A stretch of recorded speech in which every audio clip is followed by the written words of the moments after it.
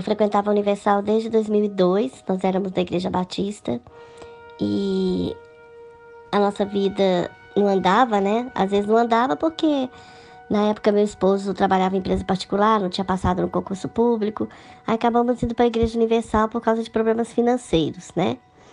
E chegando lá, eu fiquei lá esses anos todos. Mas de um tempo para cá, eu já não estava me sentindo bem dentro da igreja. Por quê? Porque eu só via envelope, não tinha muita pregação.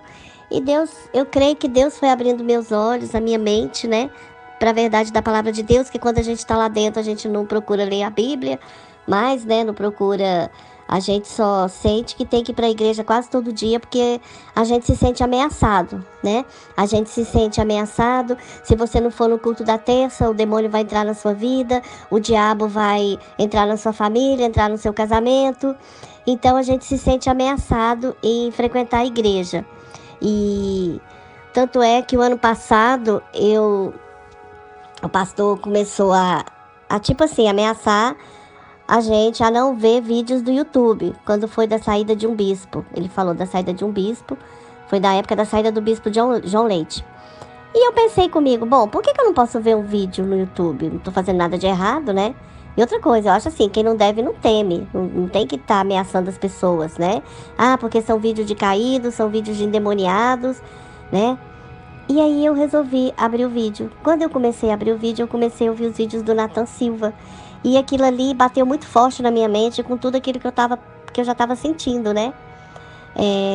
Na Fogueira Santa, que não existe na Bíblia, a gente deu uns 5 carros. Eu me lembro que eu ficava chorando na garagem. E com muito sacrifício a gente conseguiu esses carros. E meu esposo falava, isso é lata. Deus vai te dar um bem melhor. Tá bom. Sacrificamos os carros. A nossa casa, esse tempo todo que a gente esteve, eu estive dentro da igreja, né? Porque meu esposo ainda tá lá, manipulado, né? E a nossa casa estava caindo aos pedaços. E nós esse ano, no mês de outubro do ano passado, nós conseguimos começar uma reforma na nossa casa. E nós tivemos muito prejuízos na nossa reforma. Prejuízo de coisas que a gente pagou antecipado. E eu me lembro que meu filho falava assim, ai pai, mas se o senhor é dizimista fiel, se o senhor é ofertante, o que explica esses prejuízos que o senhor está tendo na sua obra, né? Não era para ter, não é o que eles falam lá.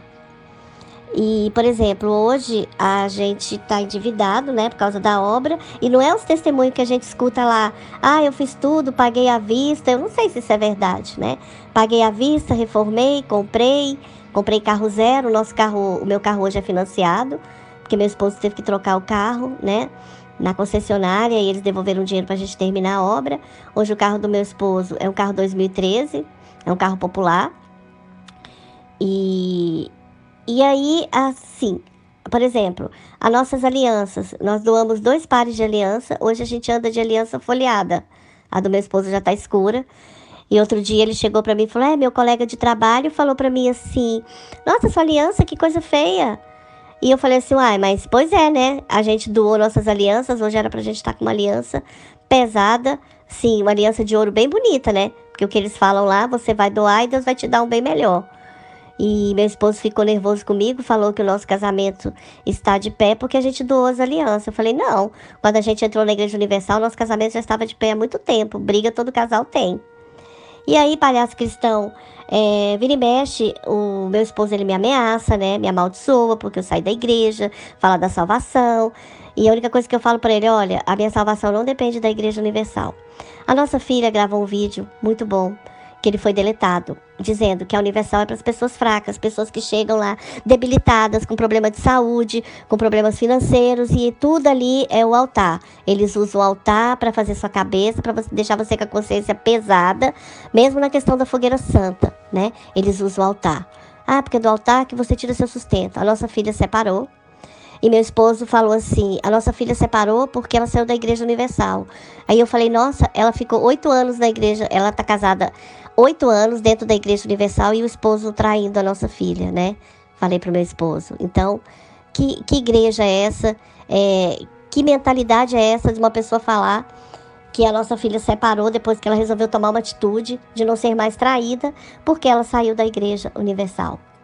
Outra coisa, na época das fogueiras santas, a gente fica até com a consciência pesada, porque a pressão ela é tanta que você acaba colocando o dinheiro lá, as coisas que você tem lá no altar deles, né? Porque não é o altar de Deus. Deus, ele não quer que a gente coloque dinheiro, venda casa, deixe carro lá. E eu tenho uma cliente que o cunhado dela é dono de concessionárias. No dia que eu falei para ela que eu não estava mais na Igreja Universal, ela me falou: agora eu vou te contar uma coisa que eu nunca quis te falar porque eu respeitava você. Mas meu esposo, ele ficou indignado. Eles chegaram lá na concessionária com carros doados para trocar esses carros em Pajero zero. Então quer dizer, nossa, Deus, ele precisa de Pajero zero? Então, foram muitas coisas que no decorrer desses anos que eu fiquei, que eu não vi acontecer.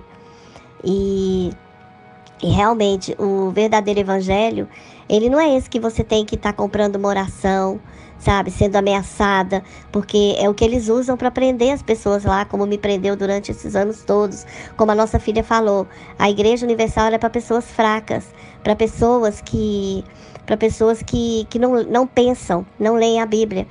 Esse meu ex-genro, a última vez que ele deixou de frequentar a Igreja Universal foi quando o pastor falou para deixar o dinheiro da conta de luz lá no altar, deixar o dinheiro da conta de água.